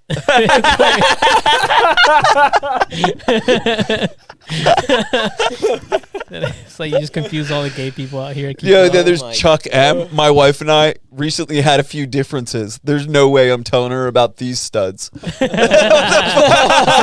It's picture too. Top comment. Yeah, we should have pinned that one. Yeah, Jack's perpendicular transition. When I was a kid framing, we had trimmers and party walls. It's like, yeah, that's still called trimmers and party walls. If you're, you know, window has one jack and a door opening had two jacks. What? Yeah, it's because the fucking door opening was 10 feet wide. Window was 36 inches wide. Like, these people obviously just, it's just like. Yeah. You're getting worked up. It's like, yeah. The second we leave, he's getting on the computer. It doesn't hurt me anymore. Bro, you're gonna get right on the computer after we leave. It's like, No, I won't. You fucking idiot. The I don't window's even look 36 inches. Yeah, before I was like being like, oh, thanks for your comment. Thanks for your comment. Like everyone, I'd be like, oh, thanks for your comment. Yeah. And then I'm like, fuck you. I don't even care. It's like, what's the point? I mean, yeah, it's like kind of sometimes like when I don't have anything that I'm doing, I'll just go on Twitter and get in arguments with people. Yeah. I love it. It's so much fun. I don't get that. Why is that fun? I love arguing. So just in general, it's like, you know, it's verbal jujitsu. You know, like I look at it as a game, and it's like I'm sort of like I'm working that muscle. You know, that negotiation, sales, argument muscle. It's all the same thing. I could see you like correcting people's grammar. Be like, you need an apostrophe in there, big guy. Yeah, they write a long response. I just respond UOY''RE with a little asterisk. Yeah, it's just like a little isn't a word. It's a space in between the A. Like, No, I go in on people. I'm like, yeah, that would be a good point, but boom, boom, boom, boom, I rip. And they're like, "Who's this guy? Probably living in his mom's basement." yeah. It's this dude over here. Yeah, no, I mean, people call me like, people will be like, "Oh, that makes sense. You would say that gentrifier." Like, look at his bio. He's in real estate. Like, because I tend to comment on people that are like I'll go to like socialists, threads, and then I'll comment on them. I'm like, dude. Nice. Call you the disruptor. Yeah. Holy shit. I get in there and just rip people up. It's a lot of fun though. Oh yeah. Yeah, for me, that's what I like to do. Yeah. That's why I'm gonna start a podcast. I was gonna call my podcast Devil's Advocate and have a separate one where I would just bring people on that disagree with me on one subject, and we would just fucking rip about the one subject. Dude, I would just come on and just like take the opposing point of view, just to see if you can hang. Devil's Advocate, bro. Yeah. That's what I'm gonna do. You gotta be real ignorant about it though. Don't even like let him think that he's winning you over. Just be ignorant as fuck about it. Yeah. Just be like, yeah, no. I could almost try to shit. I'd be like, I could see how you would think that, but no. Yeah, exactly. Yeah. I just can't. Wrong. Yeah. Wrong. Just come in on a German accent. Just be like, this is Hans. That would throw me off. Good evening. It's the squeakiness that throws Be me like, off. today we are talking about nuclear energy. I am for nuclear. Andrew is not. Dumb. Wait, what else I want to talk to you about? You get one the more. jiu-jitsu thing. Okay, jiu-jitsu, go. Yeah, you've been doing that for a while, right? Yeah. Which all ones do you do? Jiu-jitsu? Do you do Muay Thai too? No more boxing or Muay Thai. You used to? I used to box, yeah. Why'd you stop? It's just not worth the head trauma. It's just not like I mean I was pretty serious into boxing at one point. It's just not worth getting hit in the head. Makes sense. Yeah. I mean, if somebody wants to come up to me and throw hands, I'm fucking knocking you out probably. Like you gotta be ready for it. If you come up and you're like, I'm like, all right, dude, like we're gonna slap right now. Depending on who it is, like in the past, I've like had people like when I used to live in Philly, like you'd be out or at a bar or something, we'd get a challenger and you'd see how they'd square up, and I'd be like, I'm just gonna open hand slap you right now. You slap people? Oh, instead of punching you the Wilson's fuck out, people? I'll smack you in the fucking face. Yeah. If I don't think you can hang, I'll slap you. Dude, Because then you're just like slaps you in the face. it just like, comes damn. in so fast, and I'm fucking moving, and you're Yeah. swinging in fucking at air, Yeah. and I'm just like. Like that, like, and you're just like, oh shit, fuck, just got I feel smacked. like the jiu-jitsu is like you're more liable to get hurt doing that. But maybe that's just because I don't know what I'm doing yet. Like I went to 1 or 2 jiu-jitsu classes, so I rolled one time with people that like, knew what they were doing, and I was just getting jacked up by people that are like, were way smaller than me. And Oh yeah, definitely. It's not like the training though. It's not meant to like hurt one another. No, there's a lot of if you're in a gym that you're getting hurt in, you're in a wrong fucking gym. Because like the Right, whole yeah. mentality of jiu-jitsu is like respecting your partner. Because like if I hurt you, we can't train anymore. yeah, I mean, With boxing, it's like most of the boxing gyms I was in were just like a lot of killers in there that are just Yeah. like trying to prove themselves in whatever division they're in, and they're just gonna try and knock your fucking head off. And then you see come that. out of there with like a fucking concussion for no money. It's like, what's the fucking point of Yeah. like this head trauma and like that repeated, Yeah. getting fucking whacked in the head all the time? After a while, you're just like, what? What? No, so like they definitely the jiu-jitsu gym. It was like everyone was like super respectful, super nice, and like, I didn't know what I was doing at all, and they were like very, very helpful. But naturally, I'm just competitive, so like I'm up in the ante with them, Which is stupid. Which Which is stupid because if you have white belt energy and you're just Yeah. like super tense That's and what like it is, yeah. I'm gonna fuck you up. Yeah, for sure. Be a loose I was noodle, getting fucked man. up. Just be Yeah, but humble and be that loose noodle and just learn. No, but it's not even like a humility thing. It's like it's just like I'm like trying. You know what I mean? So I don't know how to like try so that I can get better and push those limits without Moving upping the energy. You definitely want to go slow in the beginning. Like you definitely don't want to try and hang with anybody. You want to just be It's like, because it's a lot of like mental It's like- chess, right? it's Like, chess. Yeah, dude, that's what I liked about it. That's what I thought was so cool. Yeah. It was like it was so mental. and you have to like commit to jiu-jitsu to get good. Yeah. You have to go. I mean, you have to go a few times a week. Mm-hmm. So, yeah, I think I'm gonna start out with some Muay Thai and like just doing a little bit of jiu-jitsu, like maybe once a week. And then What's Muay Thai, kicking and punching? Muay Thai is like kicking and elbows. punching, elbows. There's throws in there. Amateur, there's no throwing. There's no like high knees. in amateur too. Like you can't blast anybody in the you knees. can't. No. Muay Thai is definitely like a legit sport. Mm. The thing with like Muay Thai is like real Muay Thai fighters, like by the time you're 15 in Thailand, you've had like 1,000 fights. Right. It's like pick up basket, like, and they're just like whacking banana trees with no fucking shin pads on. Dude, I've seen those videos. Yeah. Those are nuts. Yeah, I know Crazy. a couple like real deal Muay Thai fighter, or who's like a UFC Khalil Roundtree. If you're into Muay Thai, he's in the UFC, and he was like a really well known Muay Thai fighter.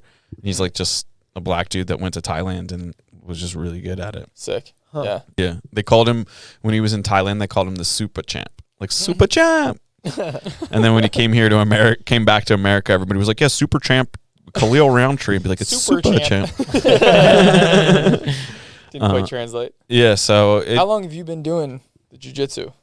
I got into judo first, which is a lot more like throwing, and I did that like probably from like 20 years old, maybe 21 years old to like 24 years old, and then I got into jiu-jitsu like after that, off and on, just because of like moving and different injuries and things like that. But I've been going at it, for a fair bit of time now. You still go like every week? I'm nursing like a wrist injury right now, so I'm supposed to do an event on the 16th of April, which I'm still gonna do. But I'm not training as like heavy. Is that like a competition, like an event that you go and you're gonna compete? Yeah, kind of. Nice. It was like a thing. Yeah. What gym are you at? Movement Art in Richboro. Okay. You could bring up their Instagram page. So there's not a lot of gyms that are competing on this level. Kind of anywhere. The two dudes. I love that name, dude, because like that's how I look at it. It's like art with your body. Or like bring up like Nick's page. Like click on the one picture of the three of them right there, and then like bring up Nick's page. It's probably tagged in there. Yeah. So like all of them are like they're competing on like they're professional jiu-jitsu players. So go to like. I mean, some of these guys, like when they roll, like I'll watch. So like that dude in the center of these three people right here, mm-hmm. That's Mikey Musamechi. He's like kind of like the dude. Let's go to his page and like pick up like some bolo moves. This dude's like 5. Go up to his bio first.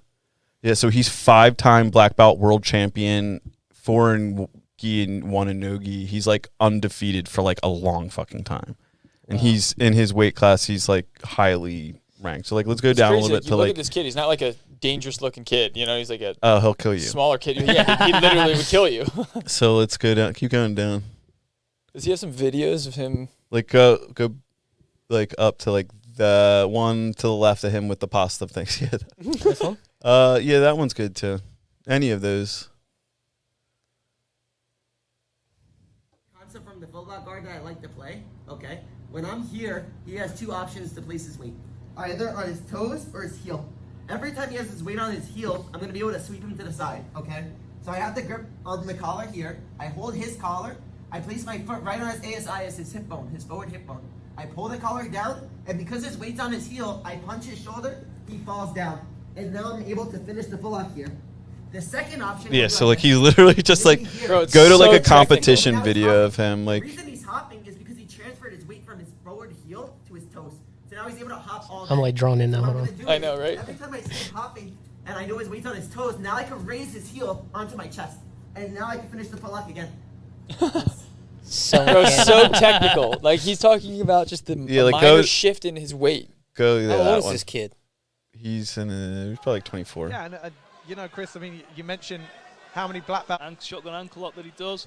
Yeah, gets some nice finishes, doesn't he? Ked's got some later, dude. Very rare you see him get leg locked. Very rare. I can't even remember. But Ked's still withstanding it.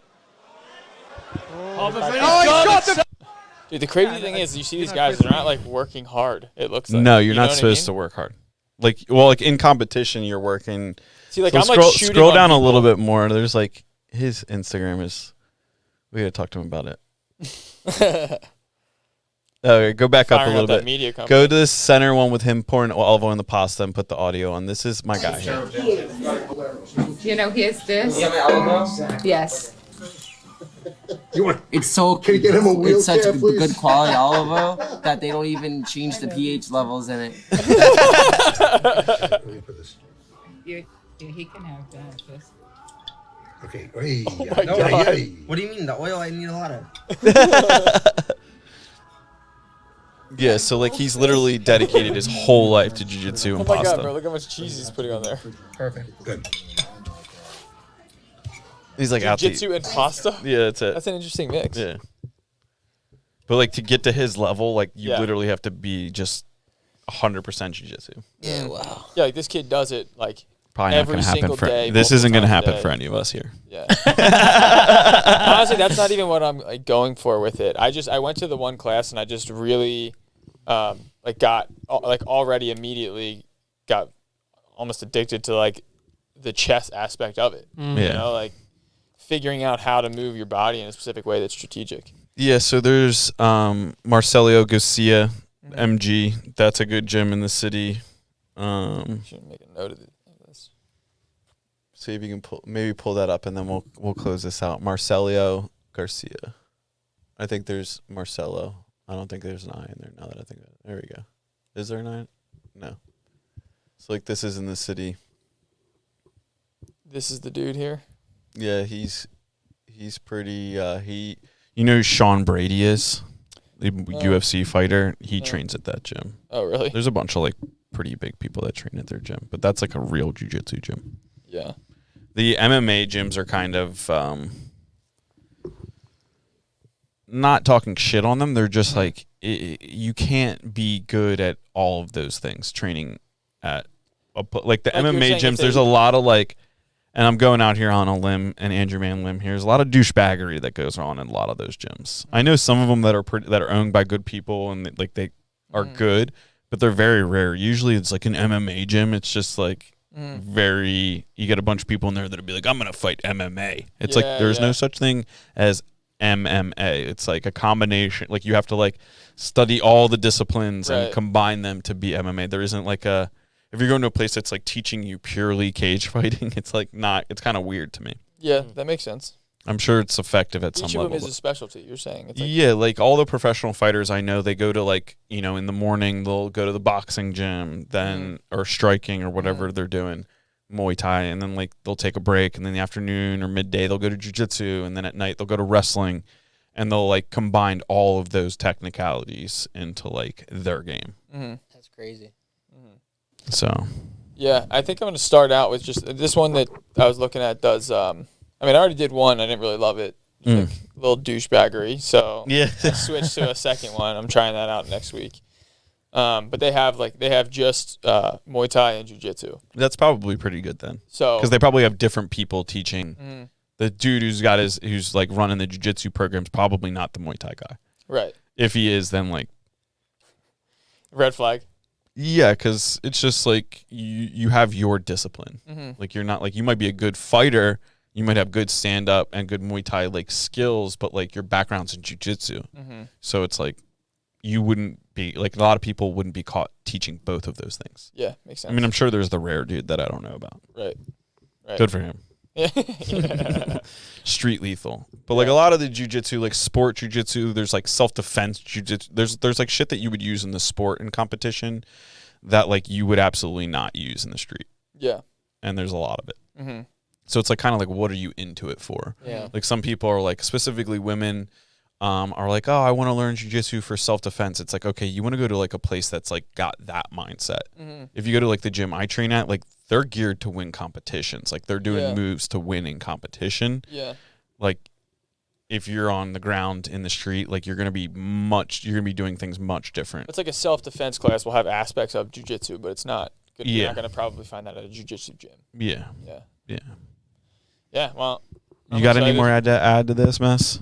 What, about jiu-jitsu? Or anything? I don't know. You've been doing it too? No, I would like to, but yeah. You know, yeah. I actually just had because I don't want to get into another tangent, but you know, yesterday I had a meeting with my girl because that sounded important. Yeah, the other day we had a household board meeting. Well, yeah, it was about like prioritizing our time and, you know, we want to be better people. So we kind of like got together cleaning lists, how our diet's going to be, Yeah, nice. or exercise is going to work out to be like. Set some personal goals with Exactly. each other. Yeah. So I guess after having that meeting, I kind of want to see where I can probably fit in something like that, like some jiu-jitsu, or maybe get back into soccer or something, because that's something I've been lacking recently. Soccer's coming up. Yeah, just like being more active in sports, because I used to play a lot of sports growing up. Yeah. And the past year or two, I haven't really been doing any of that. So let's make Formula One our activity. Yeah. Every time someone gets lapped or passed, we have to do push-ups. All right. I'm probably gonna like fail out at 80, but I'm fine.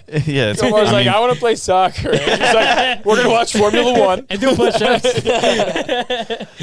We used to do that. I feel that though. I have the same kind of craving where I'm like, I don't really play sports anymore. But growing up, every season I had a different sport I was playing. So like I definitely miss that. I also like doing the jiu-jitsu and the Muay Thai stuff because I'm so bad at it. And it's like nerve-wracking, dude. Like I'm going in there, it's something where you can get hurt. I don't know shit, and I don't know anyone there. I'm going by myself, and I suck. So it's like this mix of things where it's like very, very humbling, and you learn a lot right on the front end because I don't know anything. Like my bucket is completely empty. So it's kind of a cool, uncomfortable situation to put myself in. Yeah, when I look for jiu-jitsu gyms, I look for like the mentality of the gym. Like, am I going to be friends with these people? Like, that's really what I'm like. If I'm not going to be friends with you outside of here, I don't want to train with you. Yeah. Because I've trained at places where everybody leaves and it's just like, all right, cool. See you next class. Yeah, right. Thanks. I agree. I want to go to dinner after and like get like drinks, whatever afterwards, and like go watch whatever game is on after. Or do Formula One. Street. Yeah, watch Formula One. Yeah, there you go. No, that's sick though. Yeah, jiu-jitsu's. I'd definitely like to get into it, but again, I have to see where I would have to fit that into my schedule and shit. Yeah. But yeah, because I want to learn how to defend myself. And, totally. Yeah. I mean, that's. Dude, Gilmar, we know you can throw hands. Can I? I don't know. Let's find out. Let's get the gloves. We're gonna get the gloves out on Saturday. Oh, shit. Every time someone gets slapped, we hook each other. Yeah, when we were kids, my brother and I would fight all the time. That's probably why it's like, we were pretty successful at it. Because I mean, he was pretty successful at it because he was like smaller than me for a long time. So then it was just like. He took the beatings like a champ. He's a super champ. So there it is. Those like sock 'em boppers. Hell yeah. Yeah. So like somebody got us a set of those, but like they only came with 2, so you had to get 2 sets. Yeah. So we were like, oh, what do we do with these? And I'm like, all right, well, I'll put one on my fist, you put one on your fist, and we'll tie our hands behind our back. So the way we used to settle disputes is we put the sock 'em boppers on. This is like. We're under 10 years old in this scenario. Nice. And we would grab the back of our pants and just, you had to like put your shoulder up to like block the shots and then get your fucking fist roll up. with it. Yeah, so learn how to fight with one arm. And then when you get your second one in there, now you're good to go. It's like, wait, I can fight with 2 hands? Yeah. When we were kids. It's easy. Yeah, I mean, we beat each other up as kids. Like I dislocated my brother's jaw when we were kids. My brother knocked out my brother knocked out my front teeth a week later, like with a fucking flying kick off the couch, hit me right in the face, took me out. My dad pried my teeth straight with a pair of pliers. No way. Yeah, in the kitchen. Yeah, it was fucking blood everywhere. He's like, you shouldn't have fucked your brother up last weekend. I heard about that. He's got you back. You got to watch out for those kicks, man. Honestly, I'm like, I didn't know we were kicking. Like, that was just fists only. Just jumped off the couch and was like, what the hell? I was like, boom, took it right to the face. That's hilarious, dude. Yeah, that's probably a great upbringing, though. Now you're just good. Yeah, I mean, okay, somewhat. Yeah. There's always a bigger fish. Now you're slapping people in bars. I'm not slapping people in bars. Not anymore. It's been a while since I've slapped anybody. It's probably been like a good 3 or 4 years. Really? Mm-hmm. Wow. I don't really go out to bars anymore because of that shit. Slapping. Yeah, somebody's probably gonna get slapped soon. Yeah. Especially with the world behaving the way they are. If like one more person brings up like Ukraine or like the election this year, I'm gonna smack. I'm gonna smack. So the midterms. Yeah. I feel that. So let's go to a bar together. You like run away. And he starts arguing with people like he likes to do, and then he's right. I got my guy who's gonna fuck you up. So, yo, you're coming at him all wrong. I'm gonna smack you. Yeah, exactly. You'd be like, whoa, I'm trying to get him on the podcast. Be like, not tonight. Yeah, a lot of the fights I've been in at bars were like with my own friends. Really? Like not us fighting other people. It'd be like so had like said something too far and like insulted them. And they're like, all right, let's do it. Let's All right, never fight mind, outside. Let's not go to a bar together. Dude, we fought. We had a fight one time go from 3 different locations. It literally and we were so hammered that we had to fill in different parts of the night from each other. And then I had cameras on my house, and the way the night ended is how the fight that it escalated. It started with a bigger kid that I'm friends with, trying to rough me up outside of the first bar, and I just shoved him into a car, and he hit his head on the car and got knocked out. So when he came to, he was pissed. So then we kept at the next bar, he was talking shit, and I was like, dude, I'll fucking knock your ass out again. I don't care how big you are. And then he slept my one buddy on the street, just hit him too hard, knocked him into a car. It just kept getting bigger. He hit my buddy again. I hit him with a kick. My buddy ran away, almost got hit by a car on Broad Street. This huge mess of it. I was 23, 24. Wild night. And then we just lost track of everybody. And I'm like, all right, cool. I guess I'm just gonna go back to my house. Everybody's staying at my house. Figure it the fuck out, I guess. Yeah. So slowly people started trickling back. I had a white door and blood on it the next day. I have camera footage of the one big dude and my other buddy. Basically there was somebody at one point in the fight, everybody carries weapons for self-defense, obviously. So somebody was hammered and was all right, let's lay him down on the street here. But nobody understood what was going on. So somebody got knocked out because of that. And then the one kid that got knocked out first, his phone broke in the melee of events. This was 3 rounds. And he's the video we had of my backyard was my one buddy and him arguing, and him being you broke my fucking phone. I'm asleep at this point. My ex-girlfriend's still at work, working night shift, doesn't have no idea what she's coming home to. And they're arguing in the backyard, and my other buddy takes his phone out and was fuck your phone, and smashes his phone on the ground. And the next day we were fucking eating pho in the morning, just being oh, dude, that got way out of hand.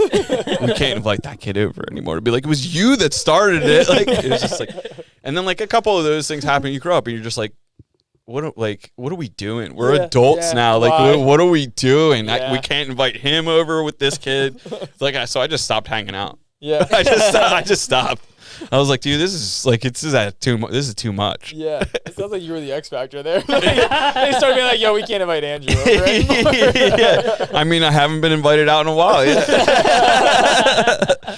Yeah, nah. I'll still go out with you. I'm down. Yeah, no, that's fine, dude. I'm reformed now. Yeah. Right. No, I'm an adult now. This was 10 years ago. I'm good to go. He's got a golden retriever now, you know. Yeah, exactly. Yeah, why? Everybody's why do you have a service dog? It's well. Live by the gun, die by the gun, right? It's just that one traumatic event. Yeah. So, yeah, this was a good time. Yeah, it was. Yeah, it was good coming out here, talking with you boys. Yeah, dude, thanks for the cheesesteaks. Yeah, of course. Appreciate that. Suburbs cheesesteaks. They're not as good as in the city. Yeah, that was actually pretty good. It was good. I like that. Yeah, spot. Buckingham Pizza's alright. Shout out. Yeah, I mean, it's nice that you guys have this office in the middle of all this stuff. Yeah, that's it. It's kind of easy to go get food at lunchtime. Yeah, if I'm here, I'm not really in the office a whole lot. I should be in here more than I'm not. I should be in here more than I am. What, are you just usually bouncing around at jobs? Yeah, I'm just bouncing around putting fires out, and then I'm fuck, where'd the day go? Yeah, gotta get these contracts out for the third day in a row. Realized I didn't drink my bourbon. Yeah, slam it so I can slap you. You want a shot? Tyler's dude. Yeah, it's pretty good. Silas brought us that. The Manhattan. The Jeffersons. Yeah. Yeah. Silas is the man. Yeah, he's the man. Love him for that. Shout out to Silas. Mm-hmm. Shout out Silas. So Andrew and Tyler, Axe Philly. Hit us up at Axe Philly. Yeah. We both deleted our personal Instagrams, so we just got the company. It's a good move. Yeah. I was I deleted mine for a week, just to be I just want to take a week off. I like to do that with everything, so I'm not addicted, needing anything. And then after a week, I was honestly, I feel like I'm past the hump, where now I don't really crave going on it. Yeah, that's sick. And now I get my dopamine elsewhere. That's awesome. Yeah, fighting with people on Twitter. Right. Listen to this fucking hypocrite. It's I got rid of my Instagram, but you can find me on Twitter. Now you got more time to argue. At Socialist Hate. Yeah, Capitalism forever. Yeah. Yeah, I have a 20-minute timer set on my Instagram. So like after I use 20 minutes, that's it. Done for the day. That's a good way to do it too. Yeah, I mean, I like posting like the what I'm doing videos. Like this is what's going on. No, there's a way to use it in a healthy way for sure. But people are all the time. Like my mom sends me like I literally could log into my thing right now, and I probably have like 17 messages from my mom of like golden retriever videos. That's nice. It's like, have you seen this one? Have you seen this one? That's really nice. I like Honestly, this one. when I am in a bad mood, I'm gonna ask you for a picture of Squishy Face. Yeah, dude, he's the best. Look at him. Yeah, just chilling. Chilling. Can't turn the camera to him, but he's like got his face smushed against the tripod leg while he's on the couch. Good guy. Hopefully he doesn't like hop off and take out all these cameras. We'll see. Yeah, bro, he's beat. You running him around all day long. Like he literally goes everywhere with me. So like at night, great life. dude, we still got to get our second workout in. So No, he's toast. Nah, he's not. He's gonna be working. But yeah. So thanks for listening. Yeah. Next time at our office. Oh, yeah. We keep saying that. Yo, next time actually though, that'd be sick. We're gonna get it ready. It's gonna be done. We're gonna hold you to it. Next time you're like, should we do a podcast? Tyler will hit me up. You want to do a podcast? I'll be like, at your place, set it up. Yeah. Andrew will be like, oh my god, no, time is now. Finish your fucking office, guys. All right. Well, we're about to start framing soon, so we'll let you know. All right. Once it's framed, dude, we're done. It's just we're having a little issue with our foundation sub right now. We had him on 3 jobs, and it was just like it was brutal. And it was one of those situations where like he's like halfway done underpinning, and then we can't find him, and then to bring someone else out is just tough because no one wants to take over that liability. No, yeah, I get that. Been there. Difficult situation. One time had a guy form a foundation down in the city, and it wasn't done or inspected, so we had to like break it apart. And as we were breaking it apart, we found like a bag of like a trash bag with shit in it. Like inside the foundation. Oh my god. I was like, what is this fucking guy? just filling it up with whatever. Yeah, just filling it up with whatever. Crazy. These people are nuts. Philly contractors, watch out for those boys. Yeah, literally. Everybody's trying to make $1 right now. True that. But thanks for listening. Hit the subscribe button. Comment on the video. We read the comments, obviously. Oh, we're gonna be coming back at you with comments. Go ahead. So if you want to be on the episode, hit us up. And then if you want to be on Andrew's podcast, hopefully don't hit me up. Give me 6 months. Yeah. But thanks for listening. We appreciate you. Thanks.